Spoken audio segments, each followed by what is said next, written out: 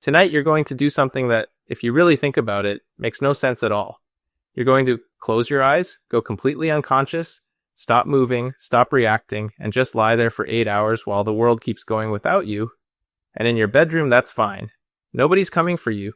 But 50,000 years ago, that same act, lying still in the dark with your eyes closed, was one of the most genuinely dangerous things a human being could do.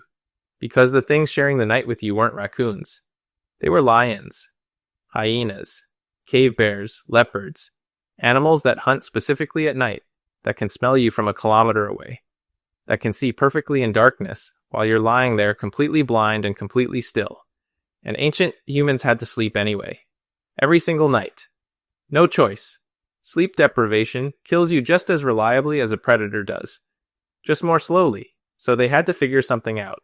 And what they figured out wasn't one thing. It was a system.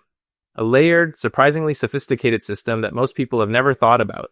And some pieces of it are still running in your body right now, whether you know it or not. Let's start with the ground. The first thing ancient humans did to survive the night was get off it. Long before they were sleeping in caves, their ancestors slept in trees, building temporary nests out of branches the same way chimpanzees still do today. It sounds primitive, but it was genuinely effective, because most of the predators that wanted to eat them couldn't follow them up there. A leopard can climb, but hauling itself up a tree after a group of alert humans is a completely different risk calculation than taking down a zebra on open ground. And here's a detail that should genuinely mess with you. You know, that falling sensation you sometimes get right as you're drifting off to sleep? That sudden jolt that snaps you awake for no reason? That is a reflex. A leftover. Your brain startling itself awake because somewhere deep in its ancient wiring, it thinks you're about to fall out of a tree. You are lying in your bed, completely safe, and your nervous system is still running code from millions of years ago when falling asleep in the wrong position, meant falling 30 feet onto the ground below. That reflex is older than language. It's older than fire. It is your body refusing to fully let go of a threat that hasn't been real for a very long time. Eventually, ancient humans came down from the trees. And when they did, they needed new answers. The biggest one was fire. Not just for warmth, not just for cooking. Fire at night was a survival tool in a way that most people completely underestimate. Because fire doesn't just produce heat and light. It produces fear. Specifically, in every large predator that has ever existed, fire produces a deep, ancient, wired-in terror that doesn't require experience to activate. Laboratory-raised animals who have never been anywhere near a fire in their entire lives will still show avoidance behavior at the smell of smoke. The fear isn't learned. It's inherited. It goes back to before these animals were the species they are now. Back to when wildfires were one of the few things in the natural world that couldn't be outrun by speed alone. Humans discovered fire somewhere between 1 and 2 million years ago. And for almost all of that time, sleeping next to one has been standard operating procedure. Ancient humans weren't doing it because they read a manual.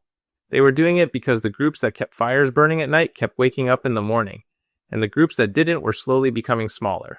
At Border Cave in South Africa, archaeologists found evidence of exactly how seriously ancient humans took their sleeping arrangements.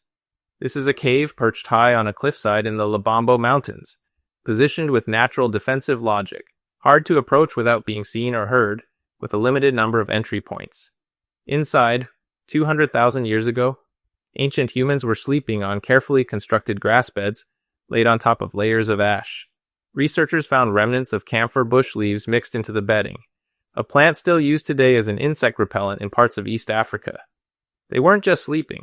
They were sleeping on a cliff, next to a fire, on beds they built deliberately, with bug repellent mixed into the mattress. These were not people fumbling blindly through the night. These were people who had thought carefully about every variable and solved for each one. But fire goes out, and cliffs aren't always available. So ancient humans solved the rest of the problem the way they solved most problems, together.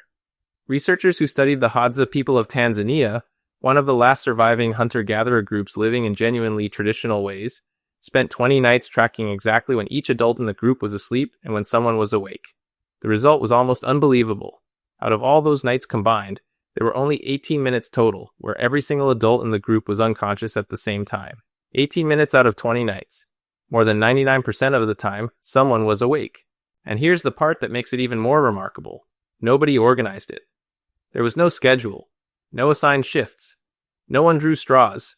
It happened naturally, automatically, because different people in the group had different sleep patterns.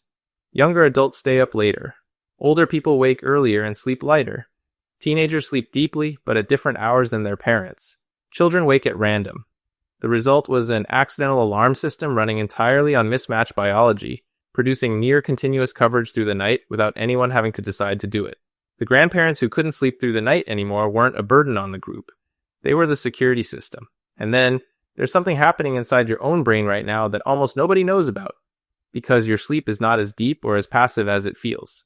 Human sleep runs in cycles.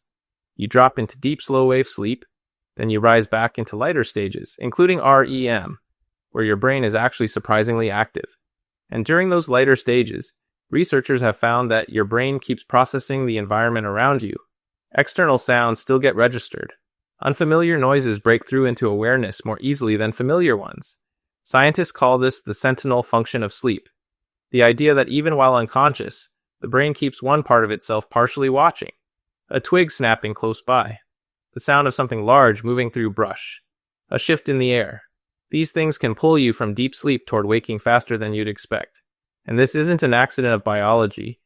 The ancient humans who slept too deeply, who were completely unresponsive to what was happening around them, were the ones who didn't wake up.